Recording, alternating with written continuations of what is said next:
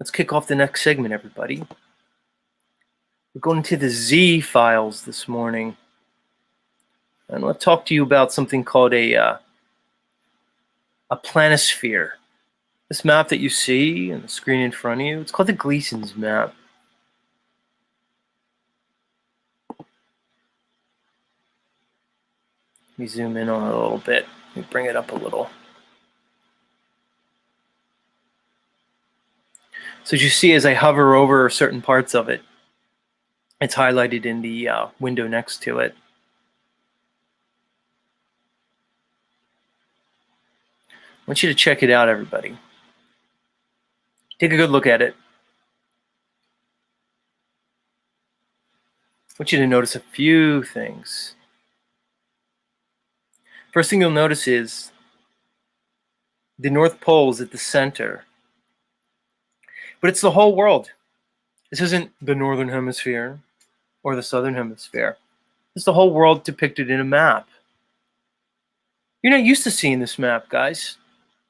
This wasn't the map that was on the wall when I went to school. Like Gary Baxter said, at that time, every classroom had a globe in it. But before that globe was in the classroom, there was a map. And it was this one right here.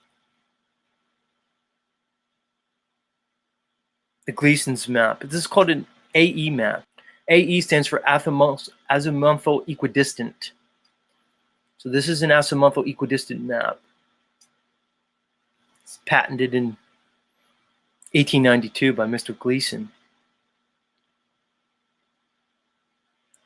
Notice how it depicts this world of ours. It's Earth. It certainly doesn't depict it as a globe. Now, you could say to me, well, it's just a certain representation of the globe. Well, you could say that, but what I'm about to present to you contradicts that notion. Because the reality is, unlike the globe that most of us had when we went to school, it is indeed this map that is used for all navigation by all the major armies of the world. This is the map that was used in the Great Wars. This is the map that is used in navigation even today. And even more so, this is the map that was used in the construction of one of the most accurate devices used for celestial navigation.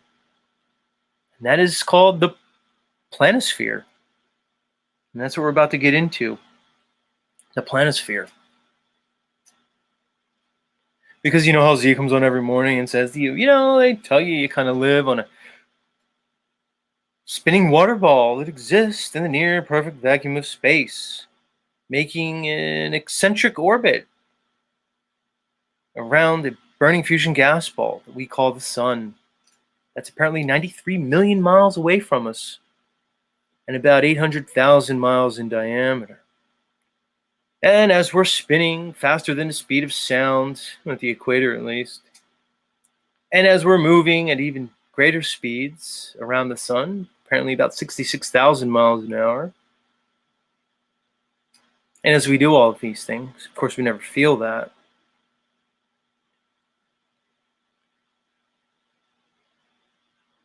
That globe is not what's used for navigation.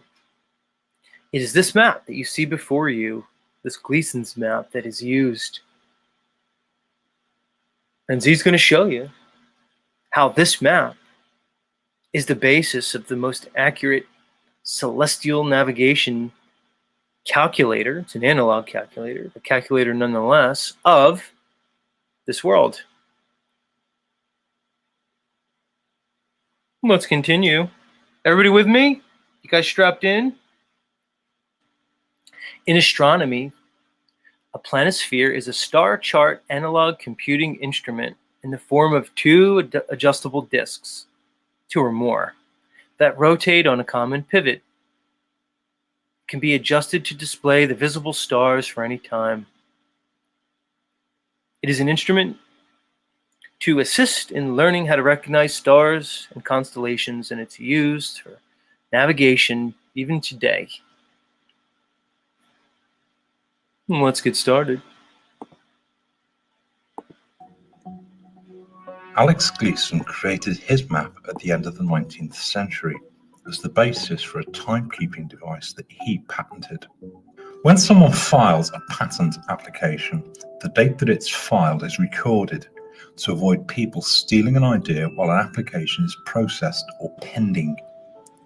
As such, the date that a patent is filed and the date that it's finally allowed to stand are usually some time apart.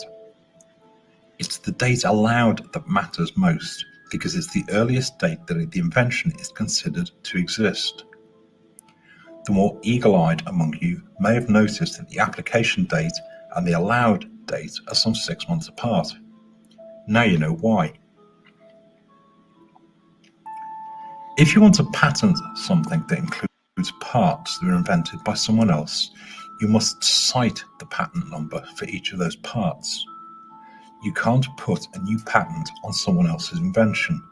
You can only patent your own bits.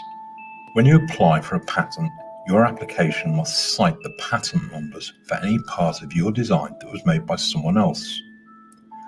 At the bottom of many patent applications, you will see the numbers for those patents that are cited. So let's see if anyone else thinks Alex Gleason's layout is credible. If you run a search on the internet using Alex Gleason's patent number, you'll find that there are 3 patents that use his map, all granted in the 1970s for a device called a Universal Planisphere Complete Guidance and Computer System that was invented by one William A. Eisenhower. In the same way that the ground can be mapped as a planisphere, so too can the skies, and when the two are used together, they provide an extremely reliable indicator of exactly where you are on the face of the Earth. Most modern navigators rely on GPS, but any good navigator will at least have a working knowledge of the lights in the sky for emergencies. The sun, the moon, and the stars all follow very precise patterns in the sky, and if you know where they are at any point in time, they can be used to calculate exactly where you are. Navigation needs only to head in the direction in which the compass is pointing, and use the sun, moon, and stars as markers to check that you don't stray too far from your planned course. Knowing where each of them are for any particular time and date has long been calculated. Notice we're talking about celestial navigation here. The idea that the heavens can be used to navigate this world. This isn't new knowledge. Sure, we have fancy devices here, like this Planisphere is a convenient method for sea navigation. But make no mistake about it, the stars have been used in navigation since likely the beginning of recorded history. What does that mean? It means that the stars are fixed. It means that they're constant. Look at the word constellation. The etymology of the word constant is associated with constellation. It means that the stars are so fixed, they're so uniform, they're so much like clockwork that we define the idea of consistency by the consistency of the heavens. They don't move. Relative to each other, the stars are fixed. Thus, you can use these same stars, these same techniques that were used for hundreds and thousands of years, even today, with the same stars. No alteration. Let's continue. By the astronomical and naval institutions of the world, and to find where they are on any particular time and date, we use an ephemeris. An ephemeris is a detailed set of tables from which a navigator can calculate their position anywhere on the Earth. During daylight hours, navigation is reliant on the sun and occasionally the moon. At night, the stars provide so much more information, but the calculations are still subject to mistakes. So in 1975, Mr. William Eisenhower patented his Universal Planisphere Complete Guidance and Computer System. It looks rather complicated, so let's simplify it a little. Essentially, it's a series of disks that are riveted together so they can rotate over each other. The principal disks show the sun and the moon positions in the sky, and two disks show the principal stars and constellations in the night sky. Another disk shows the surface of the Earth and the principal land masses. I want you to look again at that last disk that they used there. Look familiar? Yeah. It's the image found on the 1892 Gleason's azimuthal equidistant map. It's not a Mercator projection like the one that we all recognize that was in all of our classrooms growing up, likely Uncle Rick's, like he said, in the 70s.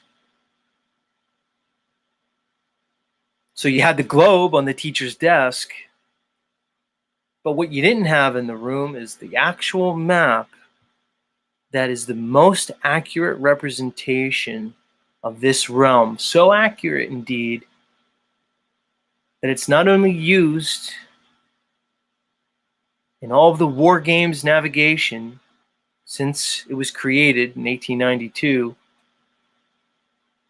but is also used here in this universal planisphere, which can be considered the most accurate device, planisphere device that is used today for celestial navigation. It's interesting. I mean, I don't know. You know me, I ask questions, like I said. So I asked the question, why were you showing me two representations of this Earth throughout my whole educational experience that are less accurate than this 1892 Gleason's map, the one that's actually used functionally in this world?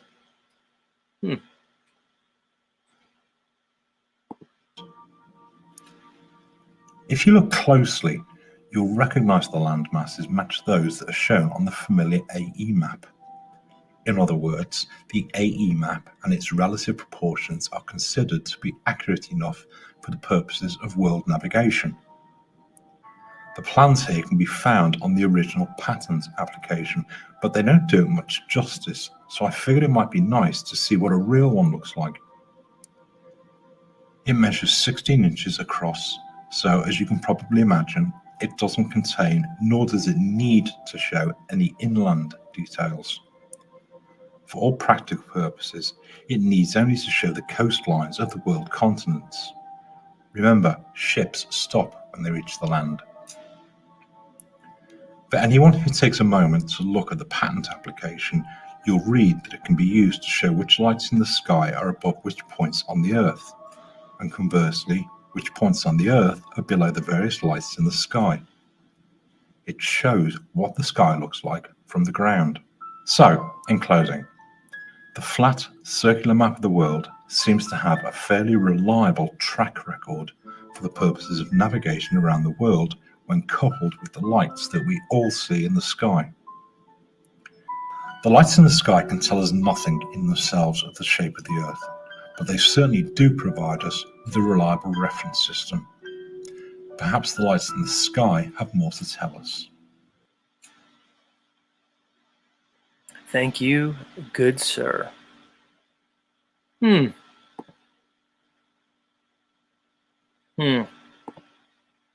Interesting. So last show I showed the phenomenon called the analemma, and how the analemma is inverted, relatively speaking, at equal distances from the equator, both north and south. Why was the analemma that we showed inverted? Why was the most accurate map used for navigation? Well, why is it what many consider to be the quintessential flat Earth map? Interesting.